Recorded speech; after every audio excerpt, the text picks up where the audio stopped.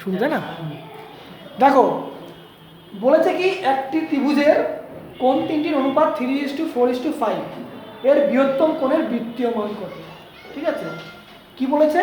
একটি ত্রিভুজের তিনটি কোণের অনুপাত, কি বলেছে? তিনটি কোণের অনুপাত 3:4:5, মানে একটা ত্রিভুজের 75 তিনটে কোণের মান। তাহলে আমরা কি জানি ত্রিভুজের তিনটি কোণের সমষ্টি কত হয়? অ্যাকচুয়ালি 180। ত্রিভুজের তিনটি কোণের সমষ্টি হয় 180 ডিগ্রি। ঠিক আছে, তাহলে পরে আমরা ধরে নিই প্রত্যেকটা কোণের সঙ্গে x মাল্টিপ্লাই করে নিচ্ছি, মানে এই তিনটি কোণের যোগ করে 180 ডিগ্রি। তাহলে পরে আমরা x ধরি, ঠিক আছে? 3x 4x 5x আমরা x টাকে ধরে নিচ্ছি, ঠিক আছে? 3x 4x 5x 12x, ঠিক আছে, 100, তাই তো? জিনিসটা ক্লিয়ার হচ্ছে তো? ক্যাপচার করছিস? হ্যাঁ হ্যাঁ, হচ্ছে। ঠিক আছে, তাহলে পরে 3x 4x 5x 180, এটা ক্লিয়ার হচ্ছে কিনা বলো? ক্লিয়ার? ত্রিভুজের তিনটে কোণের মান কত সেটাকে বলো। 180 ডিগ্রি। তাহলে এখানে তিনটে অনুপাত দেওয়া আছে, তাহলে তিনটে অনুপাতের মান তোমরা জানো? কত কত এমনি কত ডিগ্রি কোণ হবে তোমরা জানো না তো? জানো না? এখানে যখন কোনো অঙ্ক এরকম বলে দিয়ে থাকবে তাহলে তার সঙ্গে x মাল্টিপ্লাই করে নেবে অনুপাতের ক্ষেত্রে। ঠিক আছে, তাহলে বুঝতে পারছো তো? 3x 4x 5x এখানে কি বলেছে? বলেছে কি যে বড় কোণের মানটা কত, তাও বৃত্তীয় মান বলেছে। ঠিক আছে, বড় কোণ এখানে কোনটা বলেছে? 5 যেটা সেটাই বড় হবে, তাই তো? বড়টাই আছে, বুঝতে পারছো তো জিনিসটা? তাহলে 3x 4x 5x মানে কত হচ্ছে? এখানে দেখো 7 আর 5 12, 12x = 180, x = 15 দিয়ে ভাগ করো মানে 15। তাহলে বড়টা হচ্ছে 75। বুঝতে পারলে এই জায়গাটুকু?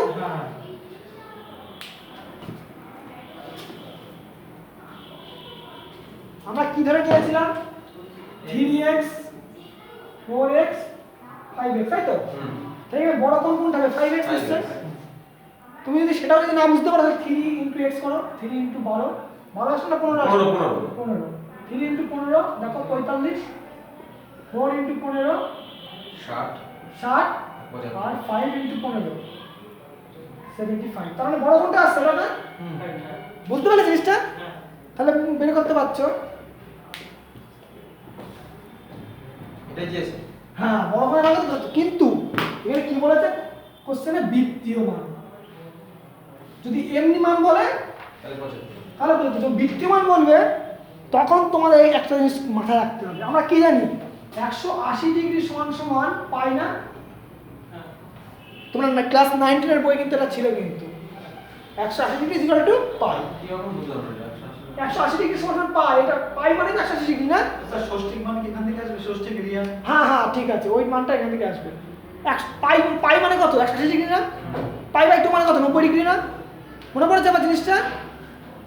হ্যাঁ, তাহলে আমরা কি জানি? তাহলে আমরা জানি 180 ডিগ্রি সমান 180 ডিগ্রি সমান সমান যদি পাই হয় তাহলে 1 ডিগ্রি সমান কত? π/180 না? তাই তো? তাহলে 75 ডিগ্রি মানে কত হবে? তাহলে 75 × পাই হবে তো? পাই 180, তাই তো? 180 সমান যদি পাই হয় তাহলে একই কথা, মানে ইয়ে কত? ঐকিক নিয়ম। তাহলে একই কথা, π/180 হবে, আমি ভেতরে কিছু লিখলাম না। আর 75 ডিগ্রি মানে কত হবে? 75 ডিগ্রি সমান সমান ওই 75 গুণে পাই হবে বাই 180। তাহলে 5 বার করব।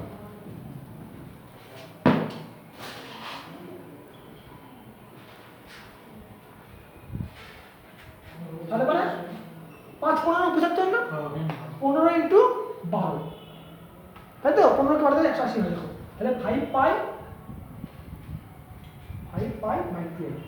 আর এর মাথায় খুব সি দিতে হয়, যেহেতু এটা বৃত্তীয় মান যখন দেবে না তখন পাই মানে ছোট একটা সি দিতে হয়। এটা হলো অ্যান্সার।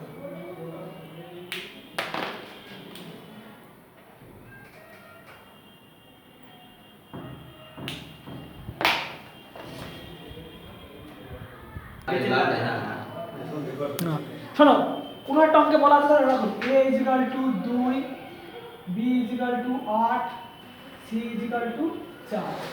ঠিক আছে,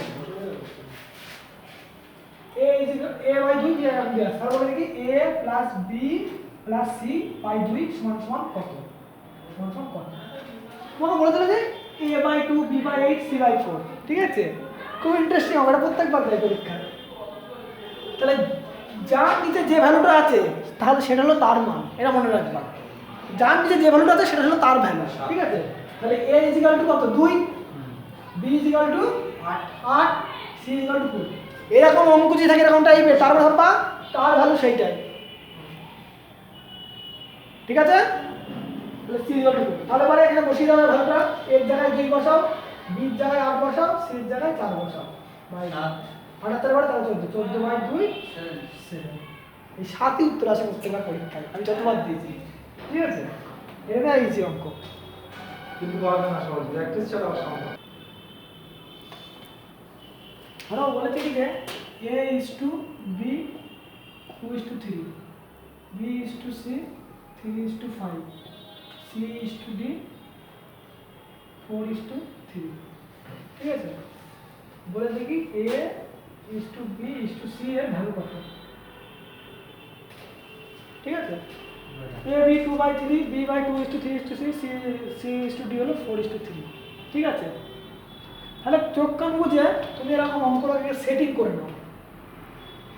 a মানে 2, দেখাও, a মানে 2, b মানে 3, তাই তো? b মানে 3, c মানে 5, আর c মানে 4, d মানে 3, ঠিক আছে, তাই তো? তাহলে a/b মানে কত? 2/3।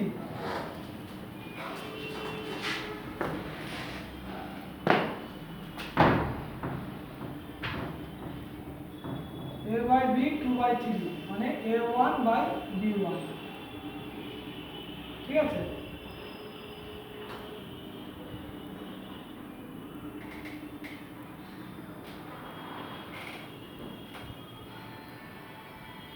আট বারো কুড়ি। b/c, হ্যাঁ 8 12 20। হ্যাঁ গুড। n2/a2 আর c/d = 4/3 = n3/a3।